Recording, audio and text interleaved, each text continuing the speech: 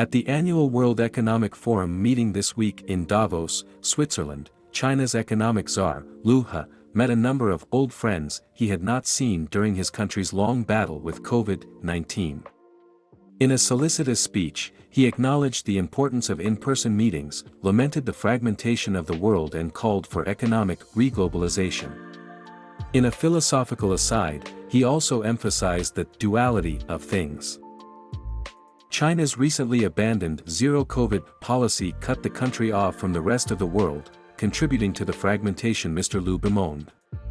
But China's period of isolation had a notable duality of its own. Although the movement of people across China's borders was sharply curtailed, the movement of goods from China to the rest of the world was spectacular.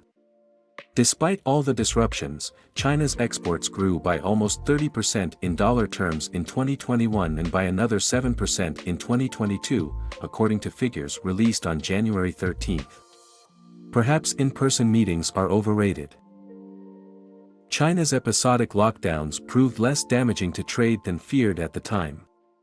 When Shanghai was brought to a standstill in April and May, many worried it would clog international supply chains and push up global inflation. But a lot of trade passed through nearby Ningbo instead. An index of global supply chain pressure, created by economists at the Federal Reserve Bank of New York, peaked at the end of 2021, before China's fraught battles with Omicron last year.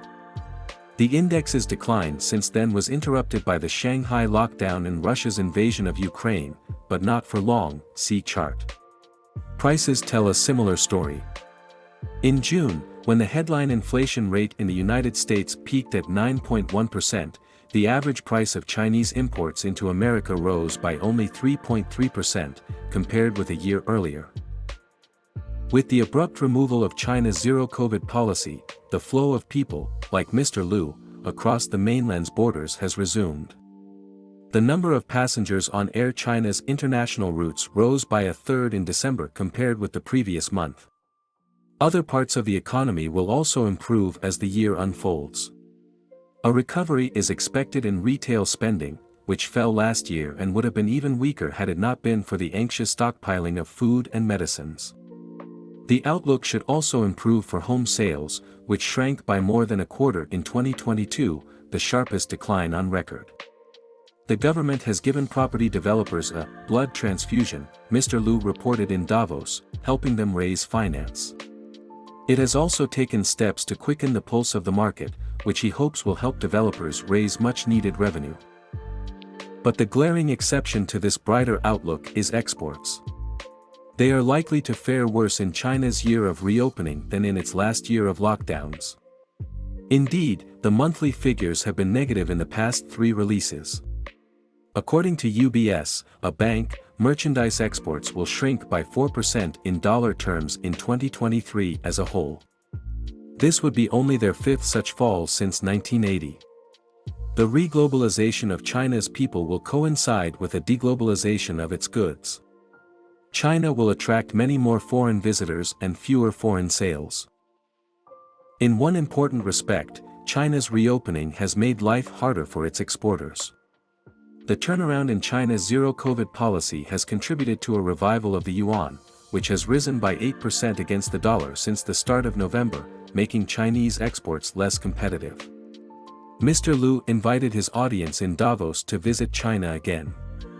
But even before the global capitalists arrive, global capital has rushed to reacquaint itself with Chinese assets, bidding up the price of its currency. Exporters have also converted more of their dollar earnings into yuan.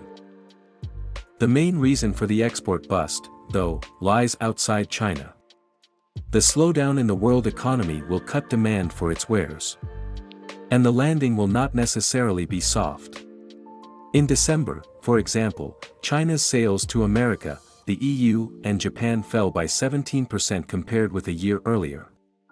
Ting Lu of Nomura, another bank, worries that China will suffer from the so-called bullwhip effect. A small dip in demand from consumers can lead to pronounced drops in orders for upstream suppliers, just as a small flick of the wrist can lead to a vicious crack of the whip. Even if the level of global spending proves resilient, the mix is becoming less favorable to China. In America and other rich countries, consumption has shifted from the sorts of electronic goods that are prized by people working from home to the services people enjoy when they are able to move and mingle.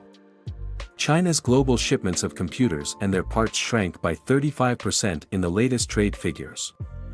When the threat of lockdowns dangled over global supply chains, people worried that China's exporters were a source of vulnerability for the world economy. Instead, the world economy is proving a source of vulnerability for China's exporters.